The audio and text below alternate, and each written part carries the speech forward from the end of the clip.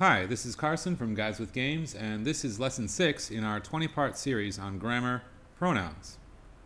The lesson consists of 7 different chapters listed here. To skip ahead directly to a certain chapter, view the timestamps in the description.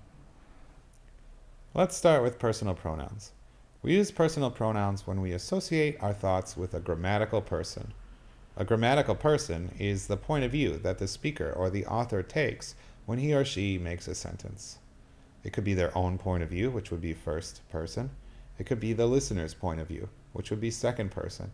Or it could be some other entity not involved in the conversation at all, and that would be third person. All 3 types have singular and plural forms and can be used as subjects, objects, or adjectives. So let's take a look at all the different types of personal pronouns. Let's start with subject pronouns. These are words that replace nouns in the subject position in a sentence. If we read the following sentence, William puts the toys away. That's a fine sentence, but if we've already been talking about William, we can replace his name with the pronoun he, and we end up with he puts the toys away. Object pronouns do the same thing, but they replace nouns in the object position of a sentence. Let's go back to William and his toys. If we had already mentioned the toys, we could replace those words with the word them and end up with William puts them away. Next, we can look at how pronouns can indicate possession in a sentence. There are 2 ways to go about this. The first way is called a possessive adjective. Like all adjectives, these words modify the noun that they come before. If we look at the example sentence, Elena's helmet is white, we can replace the word Elena's with the pronoun her. Now, her is a pronoun, but it works as an adjective to modify the noun helmet.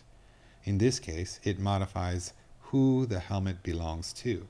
Before we move on, make a special note of how you spell the possessive adjective its. There's a common mistake that even native speakers will make to add an apostrophe here, but that's incorrect. IT''s is a contraction for the words it is. The possessive adjective is simply its. The other way to indicate possession is to use a possessive pronoun. These work very similar to possessive adjectives, except that they replace both the owner and the noun. Look at this sentence. The white helmet is Elena's. We can replace Elena's here with the possessive pronoun hers to say the white helmet is hers. It means this: the white helmet is Elena's helmet. Rounding out personal pronouns, we have reflexive pronouns. These words refer back to the subject. You can think of it like looking into a mirror. We would end up with an example like, he sees himself in the mirror. But be careful when you work with plural subjects here. You need to say what you mean. Is it reflexive, back on the subject, or reciprocal, indicating a relationship between 2 subjects? Here's how they're different. Let's say there are 2 girls, Jenny and Emily. If we say the girls bought presents for themselves, what we mean is Jenny bought a present for Jenny and Emily bought a present for Emily. However, if we say the girls bought presents for each other, it means that Jenny bought a present for Emily and Emily bought a present for Jenny. Let's move on to what I'm calling non-personal pronouns. These are pronouns which are not associated with a grammatical person, and there are 4 types. The first type is called demonstrative. They're words like this, that, these, or those. In the sentence, put those back on the shelf, please, you're using a pronoun to replace whatever noun we're talking about, maybe books. The next type is called relative pronouns. These are used in relative clauses, which we'll cover in video 13 in our series. But let's look at this sentence. Gogoro is an electric scooter company which is based in Taiwan. Here, which is a relative pronoun. The next type is called indefinite pronouns. The thing to remember here is that all indefinite pronouns are treated as if they are singular. Even words like everything, everybody, or everyone, although conceptually they refer to more than one thing, they're treated as singular and they need a verb which agrees with a singular pronoun. That's why we end up with this sentence. Everything is so expensive in this store. The last type is called interrogative pronouns. When we want to ask a question and we don't know the subject or the object of the sentence, we need a word to fill in for it to be able to ask that question. We'll talk much more about these in our next video, part 8 in our series about question words. But for now, let's look at this example. Who was the MVP in the Super Bowl? Pronouns can also fulfill the grammatical requirement in a sentence when there really is no subject. It's a strange thing, but it's called a dummy pronoun. Here are the two ways they work. Let's start with the word it. If we read the sentences, take it easy. It's raining outside, or it's almost 5 o'clock. The word it in these sentences really does not replace any noun. I guess if we're talking about the weather, we could think it's replacing the word weather, but that wouldn't be right. We can't make this sentence to say, the weather is raining outside. That's not right. That's not what we mean. But we do need a noun to work around, and we use the dummy subject, it. The other dummy pronoun is the word there plus the be verb. These words work together to indicate existence of something. Let's look at the sentences. There's a pain in my leg. There are 4 people in my family. There were dinosaurs on all 7 continents. The existential there indicates that something exists, but it really does not replace any noun, and therefore it's considered a dummy pronoun. The last topic in this lesson is called the singular they.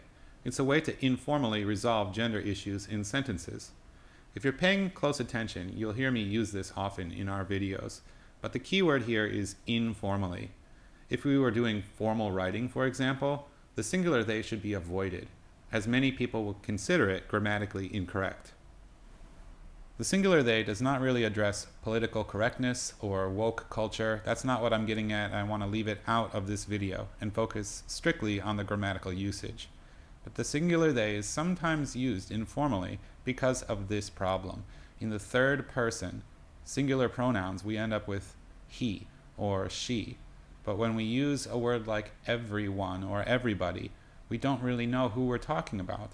So we could end up with a clumsy sentence like this. Everyone should vote based on his or her own opinions. But we could also sometimes hear the informal usage like this. Everyone should vote based on their own opinions. To a native speaker, that sounds correct. And again, you'll hear me using this way to speak often. But in writing, we should try to rewrite the sentence. Something like, people should vote based on their own opinions. Here, we've replaced the singular everyone with the plural people, creating agreement with the third person plural possessive adjective there, making this sentence grammatically correct. And finally, we have an activity to review what you've learned. We call this one Bad Libs. Here are the rules. First, you, the teacher, need to prepare by writing some simple sentences, and then you replace all the nouns in those sentences with personal pronouns, and this is how you deliver them to the students. They will write their own versions of this, replacing the pronouns back to nouns, and we end up with some funny things. It allows the students to have some fun, but also it practices their ability to recognize when a pronoun is being used. Here are some example sentences that I might use in my class. I want to encourage fun, but I don't want to allow them to use these in a disrespectful way. I'm fairly confident that my students are mature enough to handle this with humor, but without becoming inappropriate. But be smart. I know my students, I don't know yours. Use sentences that won't encourage them to bully each other or to be disrespectful in any way. That's it for our video today. Thanks for watching. Consider joining us on Discord, where we talk and chat with other ESL professionals, or support us on Patreon. The links are in the description.